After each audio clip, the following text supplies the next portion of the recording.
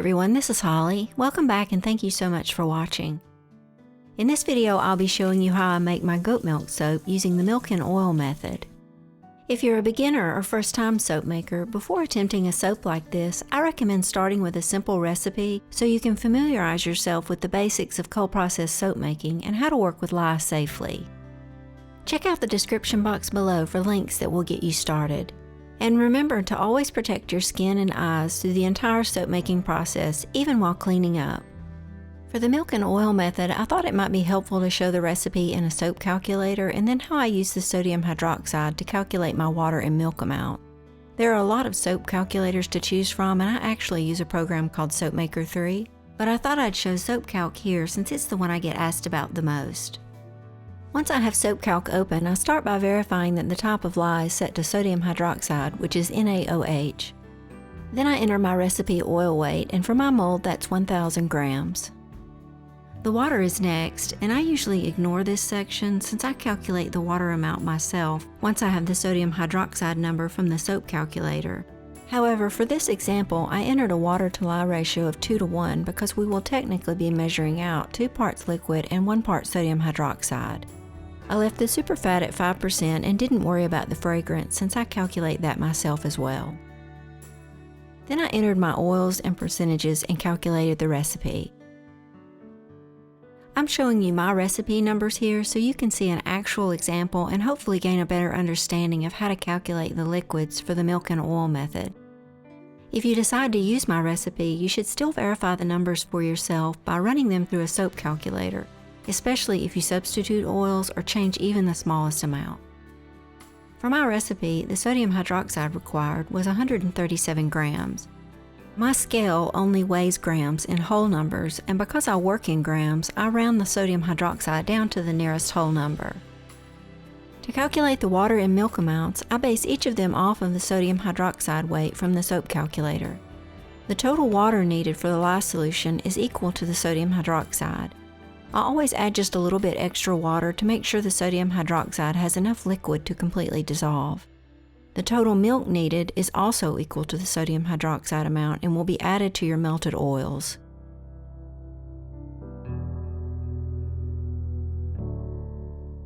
Since the milk and oil method requires making a very strong lye solution, I always use a combination of ice and water to help keep the temperature and fumes down. If you've ever watched Terry from Tree Marie Soapworks, I'm sure you've seen her do this, and it really does help. I measured out the majority of the weight in ice, then used a little water to reach the exact amount required.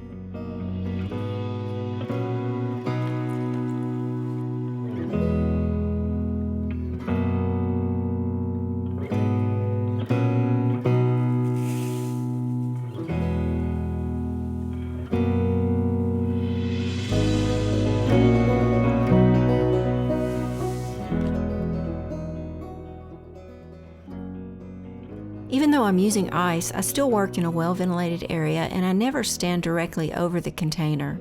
In the video, only my camera is directly overhead and it's fairly high up to protect the lens. I added about half of the sodium hydroxide at first, just until the ice started to move more easily. In a matter of seconds, the ice began to move freely and I added the rest of the sodium hydroxide.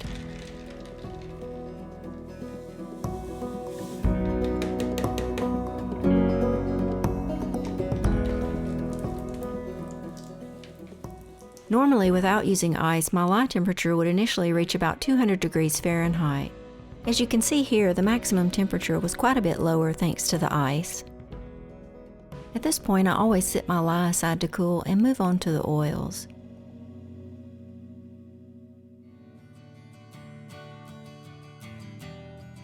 When I measure out my oils, I always start with the cocoa butter since it has a higher melting temperature and requires more heat to melt. Once it's mostly melted, I measure out the coconut oil and shea butter.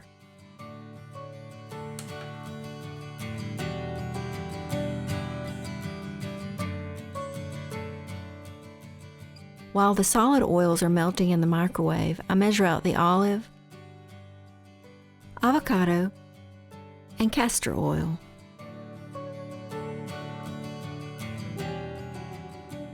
When the solid oils are mostly melted, I stir them until they finish melting completely and then add them to the liquid oils. I always like to pour on a slant using a spoon or the side of the bowl. This helps reduce turbulence at the surface, which can cause a lot of air bubbles. At this point, I usually take a break and allow the oils and lye to cool down to between 75 and 80 degrees Fahrenheit. I like to soap at these lower temperatures because the goat milk is going to cause the raw soap to heat up a bit, and I also want to be able to insulate my soap for gel phase without it overheating. Once my oils and lye have cooled down, I go ahead and measure out my goat milk and blend it into the oils.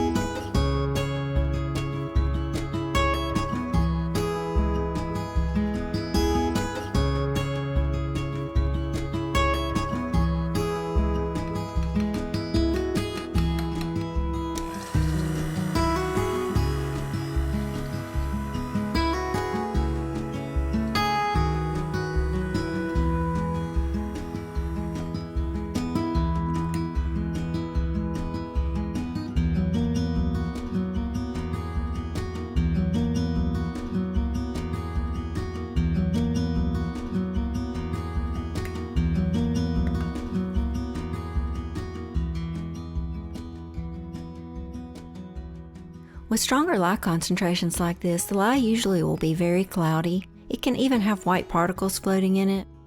As long as you were able to dissolve the sodium hydroxide initially and there are no hard pieces stuck to the bottom, it should be fine. Just remember, you can always strain it into your oils if you're concerned about it.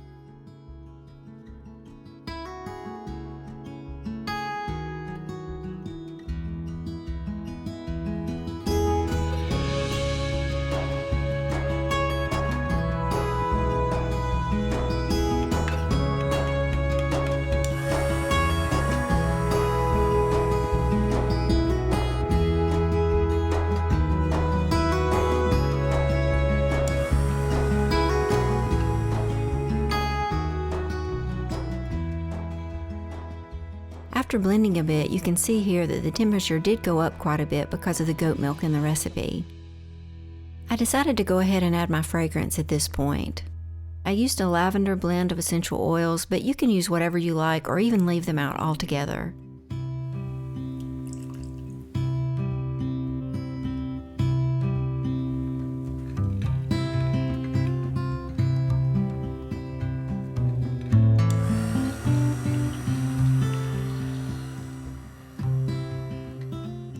I continued to blend until reaching a medium thick trace where the soap stays on the surface but isn't thick enough to really hold any shape.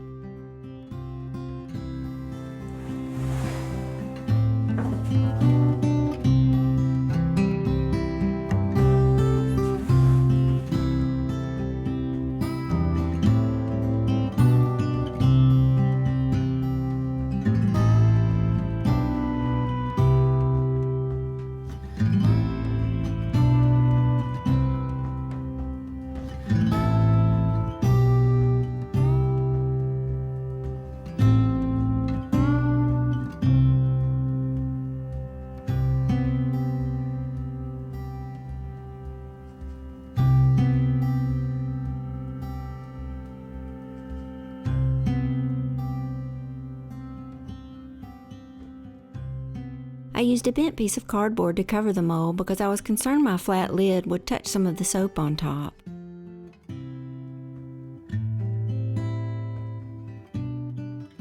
I then covered it in a layer of plastic wrap to prevent any air from getting inside, which can cause ash to form on top.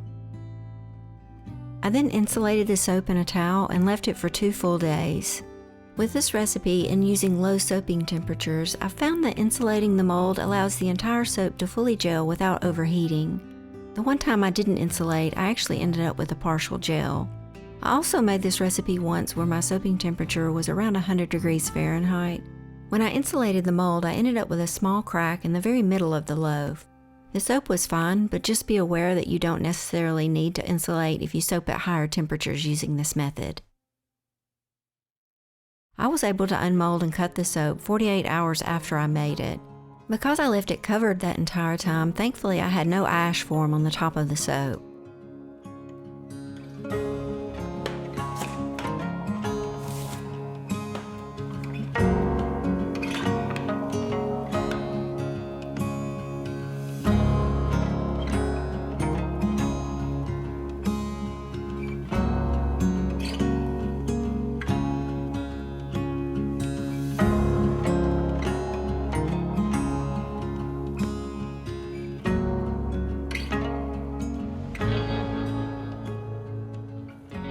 You'll probably notice when my soap is first cut that the inside had an orange-yellow cast to it.